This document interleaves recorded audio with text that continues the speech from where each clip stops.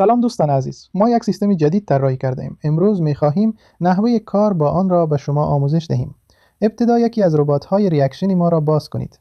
روی سه خط پایین سمت چپ صفحه کلیک کنید. سپس گزینه ارسال ریاکشن را انتخاب کنید.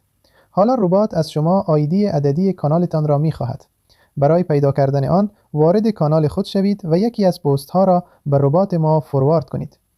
ربات به شما آیدی عددی کانالتان را می‌دهد. این آیدی را وارد ربات کنید. سپس ربات از شما میپرسد که روی کدام پست میخواهید ریاکشن بزنید. لینک پست مورد نظر خود را کپی کنید.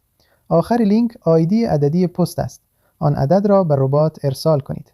همکنون چون ما فعلا 46 ربات داریم باید 50 را انتخاب کنید.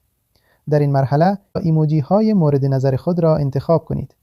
سپس روی شروع کلیک کنید. نکته مهم: حتما همه ربات ها را ادمین کانال خود کنید و مطمئن شوید همه ایموجی های کانال شما فعال هستند. اگر بخواهید ریاکشن های کانال خود را دوباره تغییر دهید، روی تست مجدد بزنید. سپس دوباره آیدی کانال، آیدی عددی پست و ایموجی خود را انتخاب کنید. خواهید دید که ریاکشن های پست تغییر می کنند. از این سیستم به خوبی لذت ببرید و لطفاً کانال ما را هم عضو شوید.